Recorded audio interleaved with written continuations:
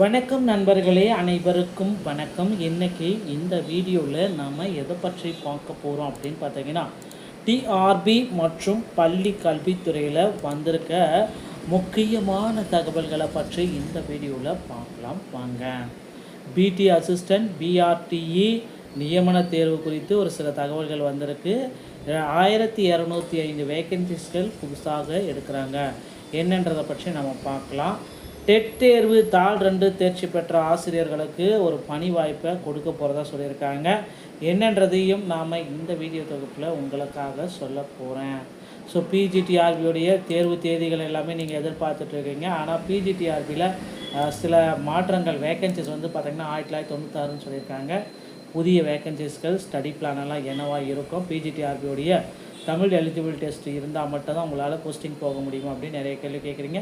உங்கள் கேள்விகளுக்கு இந்த வீடியோவில் கண்டிப்பாக பதில் இருக்கிறது. வீடியோவை முழுமையாக பாருங்கள், ஸ்கிப் பண்ணாமல் பார்த்தா தான் என்னன்றது புரியுங்க.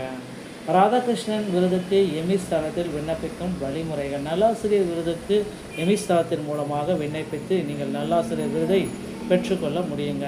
டாக்டர் ராதாகிருஷ்ணன் விருதுக்கு எமிஸ் தளத்தில் விண்ணப்பிக்கும் வழிமுறைகள் வெளியிட்டிருக்காங்க. நீங்கள் அதை பயன்படுத்தி எமிஸ் தளத்தின் மூலமாக உங்களுடைய விண்ணப்பத்தை விண்ணப்பிச்சுக்கோங்க.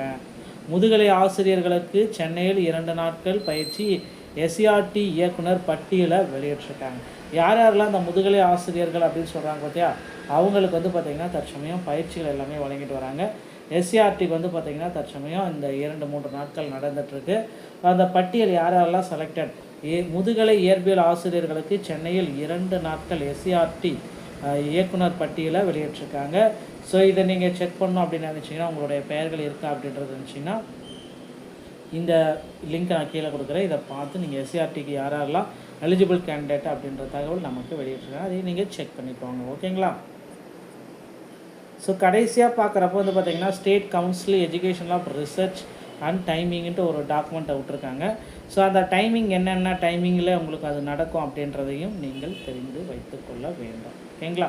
ஸோ அந்தந்த டைமிங் பொறுத்து உங்களுக்கு வந்து அடுத்தடுத்து என்னென்ன நடக்கும்ன்றது எல்லா தகவலுமே அதிலே அடங்கிடுங்க, ஓகேங்களா? ஸோ இப்போதைய சுச்சுவேஷன் பிரகாரம் வந்து பார்த்திங்கன்னா செஷன் 1 வந்து பார்த்திங்கன்னா ஆர்ட் ஆஃப் அவுட்ஸ்டாண்டிங் அந்த மாதிரி ஈவினிங் வரைக்குமே 3:45 5:30 வரைக்குமே இது செஷன் நடக்கும் அப்படின்றத கொடுத்துருக்காங்க. ப்ராப்ளம் சால்விங் பார்ட் 2 வரைக்கும் இதை வந்து எடுத்திருக்காங்க. தற்பொழுது 15,000 ஆசிரியர் காலி பணியிடங்கள் 2013 14 கல்வியாண்டில் ஓய்வு பெற்ற பணியிடங்களை சேர்த்து அதிகளவாக 15,000க்கும் மேற்பட்ட காலியிடங்கள் உடனடியாக நிரப்பணும் அப்படின்ட்டு பல தரப்பட்டவர்கள் வந்து பார்த்திங்கன்னா இந்த ஆசிரியர் காலி பணியிடங்களை உடனடியாக எங்களுக்கு நிரப்புங்க அப்படின்ட்டு அரசுக்கு கோரிக்கைகளை வச்சிட்ருக்காங்க.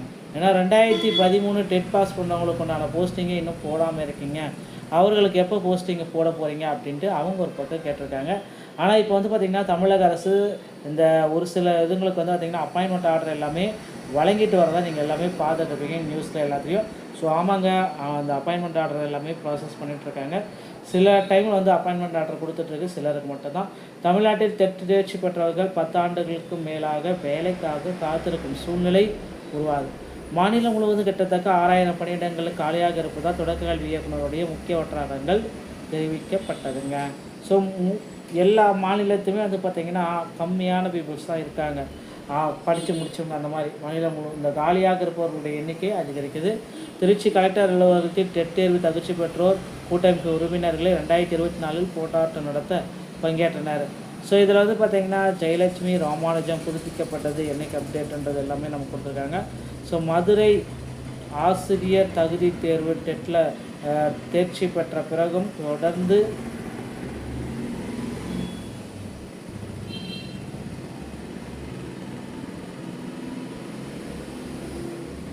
தொடக்க கல்வியில் டிப்ளமோ பெற்ற ஆயிரக்கணக்கானோர் 10 வருடங்களுக்கு மேலமாக அரசு வேலைக்காக காத்துக்கிட்டு இருக்காங்க. 2013 முதலாம் ஆண்டு முழுவதும் உள்ள ஆயிரக்கணக்கான தொடக்க மற்றும் மேல்நிலை ஆசிரியர் காலியிடங்களில் ஒன்று கூட நிரப்பப்படவில்லை அப்படின்றதையும் அவங்க குறிப்பிட்டே சொல்கிறாங்க. திருச்சி கலெக்டர் அலுவலகத்தில் தேர்ச்சி தகுதி பெற்ற வேட்பாளர்கள் குறிப்பின் ஒருங்கிணைப்பாளர்கள் இந்த போராட்டம் நடத்துகிறதா வலியுறுத்தியிருக்காங்க. ஸோ இது வந்து பார்த்திங்கன்னா திருச்சியில் மட்டும் இருப்பவர்களுக்கு நடக்கும் அப்படின்றத நான் எதிர்பார்க்கலாம். அதே மாதிரி வந்து பார்த்திங்கன்னா 2018ஆம் ஆண்டு நவம்பர் டெட் தேர்வில் தேர்ச்சி பெற்ற ஆதிலட்சுமி டிஎன்ஐஇ இடம் பேசுகையில் அரசாங்கத்தால் எந்த ஆட்சேர்ப்பும் செய்யப்படாததால் ஒரு மாதம் 5000 என்ற அற்ப சம்பளத்திற்கு தனியார் பள்ளியில் வேலை செய்ய வேண்டிய ஐடியா இருந்தது. அதையும் அவங்க பார்த்திங்கன்னா தற்சமயம் கூறுறாங்க. என்னைப் போலவே டெட் தேர்வில் தகுதி பெற்ற ஆயிரக்கணக்கானோர் தங்கள் வாழ்க்கையை நடத்துவதில் சவால்களை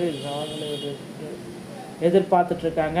ஸோ கண்டிப்பாக இதில் பார்த்திங்கன்னா அவங்களுடைய கிளாரிட்டி எதிர்பார்ப்பாங்க பள்ளிக்கு தலைமை ஆசிரியர் கொண்டு. ஸோ இதற்கு எல்லாத்துக்குமே ஆசிரியர்கள் பதில் ரெடியாக வச்சுக்கணும்.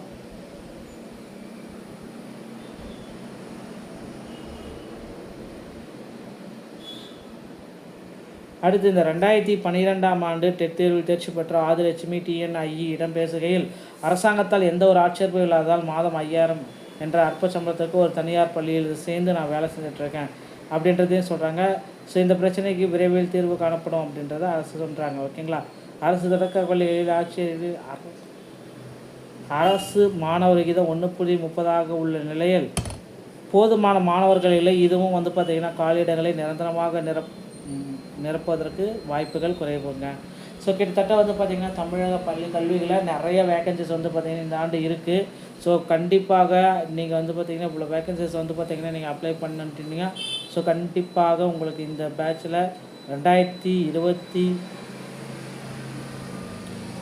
மற்றும் 27 பார்த்திங்கன்னா டெட் பாஸ் பண்ணவங்களுக்கு நான் போஸ்டிங்கே போட்டுருவாங்க அப்படின்றது எதிர்பார்க்கப்படுதுங்க.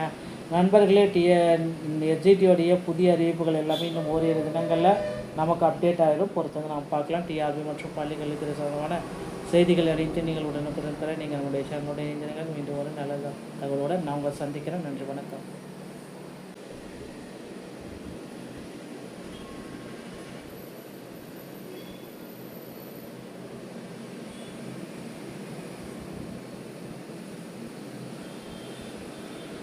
வணக்கம் நண்பர்களே, அனைவருக்கும் வணக்கம். இன்றைக்கி இந்த வீடியோவில் நாம் எதை பற்றி பார்க்க போகிறோம் அப்படின்னு பார்த்தீங்கன்னா TRB மற்றும் பள்ளி கல்வித்துறையில் வந்திருக்க முக்கியமான தகவல்களை பற்றி இந்த வீடியோவில் பார்க்கலாம் வாங்க.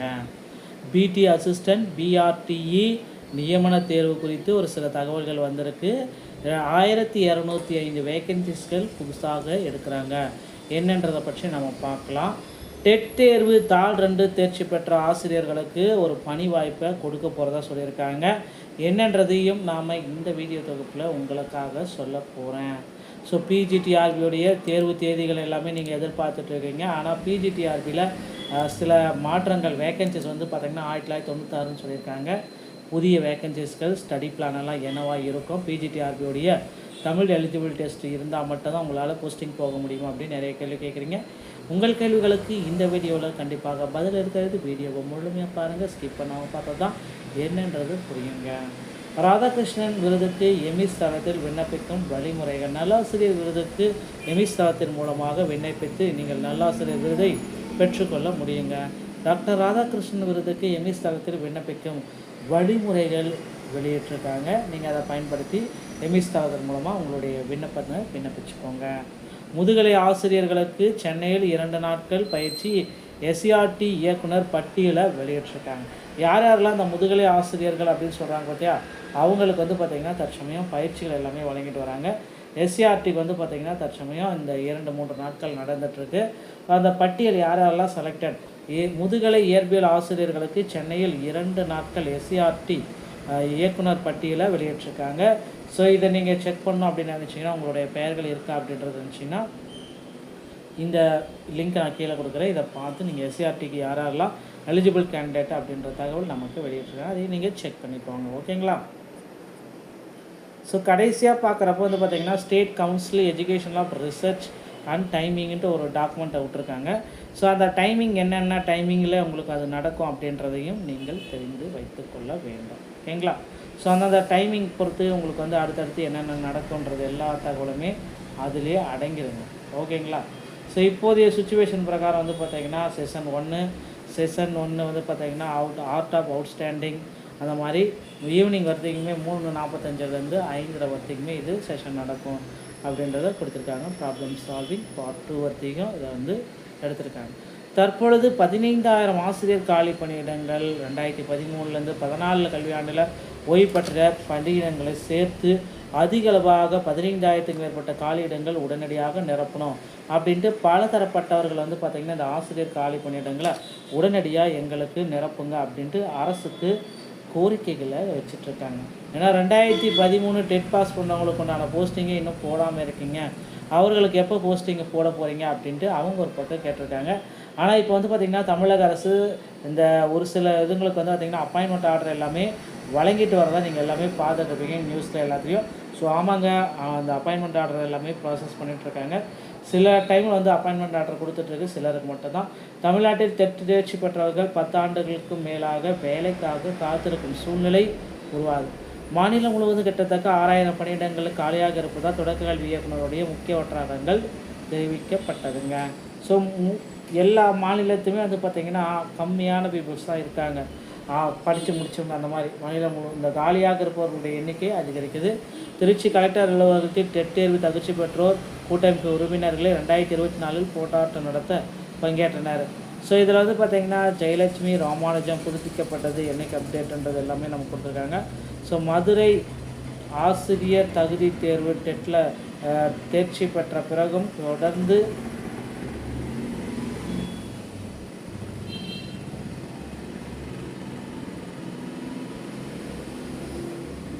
தொடக்க கல்வியில் டிப்ளமோ பெற்ற ஆயிரக்கணக்கானோர் 10 வருடங்களுக்கு மேலமாக அரசு வேலைக்காக காத்துக்கிட்டு இருக்காங்க. 2013 முதலாம் ஆண்டு முழுவதும் உள்ள ஆயிரக்கணக்கான தொடக்க மற்றும் மேல்நிலை ஆசிரியர் காலியிடங்களில் ஒன்று கூட நிரப்பப்படவில்லை அப்படின்றதையும் அவங்க குறிப்பிட்டே சொல்கிறாங்க.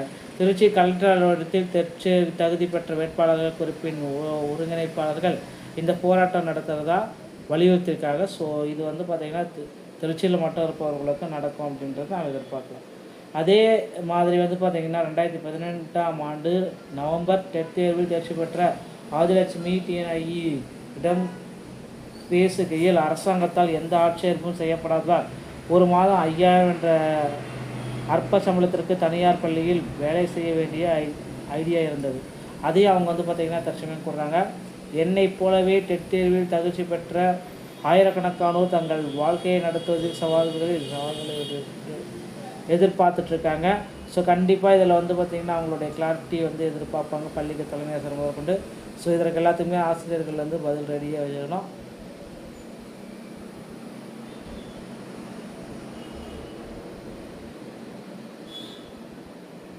அடுத்து இந்த 2012ஆம் ஆண்டு டெட் தேர்வில் தேர்ச்சி பெற்ற ஆதிலட்சுமி டிஎன்ஐஇ இடம் பேசுகையில் அரசாங்கத்தால் எந்த ஒரு ஆட்சேர்ப்பும் இல்லாததால் மாதம் 5000 என்ற அற்ப சம்பளத்திற்கு ஒரு தனியார் பள்ளியில் சேர்ந்து நான் வேலை செஞ்சிட்ருக்கேன் அப்படின்றதையும் சொல்கிறாங்க. ஸோ இந்த பிரச்சனைக்கு விரைவில் தீர்வு காணப்படும் அப்படின்றத அரசு சொல்கிறாங்க. ஓகேங்களா. அரசு தொடக்க பள்ளிகளில் ஆட்சியர் அரசு மாணவர் விகிதம் 1.30 உள்ள நிலையில் போதுமான மாணவர்கள் இல்லை. இதுவும் வந்து பார்த்திங்கன்னா காலியிடங்களை நிரந்தரமாக நிரப்புவதற்கு வாய்ப்புகள் குறைவுங்க. ஸோ கிட்டத்தட்ட வந்து பார்த்திங்கன்னா தமிழக பள்ளி கல்விகளில் நிறைய வேக்கன்சிஸ் வந்து பார்த்திங்கன்னா இந்த ஆண்டு இருக்குது. ஸோ கண்டிப்பாக நீங்கள் வந்து பார்த்திங்கன்னா இவ்வளோ வேக்கன்சிஸ் வந்து பார்த்திங்கன்னா நீங்கள் அப்ளை பண்ணிட்டீங்க. ஸோ கண்டிப்பாக உங்களுக்கு இந்த பேட்சில் 2026 மற்றும் 27 வந்து பார்த்திங்கன்னா டெட் பாஸ் பண்ணவங்களுக்கு நான் போஸ்டிங்கே போட்டுருவாங்க அப்படின்றது எதிர்பார்க்கப்படுதுங்க. நண்பர்களே, எஸ்ஜிடியோடைய புதிய அறிவிப்புகள் எல்லாமே இன்னும் ஓரிரு தினங்களில் நமக்கு அப்டேட் ஆகிடும். பொறுத்தவரை நாம் பார்க்கலாம். டிஆர்பி மற்றும் பள்ளி கல்வித்துறை சம்பந்தமான செய்திகள் அனைத்து நீங்கள் உடனுக்குடன் தர நீங்கள் நம்முடைய சேனலுடைய இணைந்திருங்கள். மீண்டும் ஒரு நல்ல தகவலோடு நான் உங்களை சந்திக்கிறேன். நன்றி, வணக்கம்.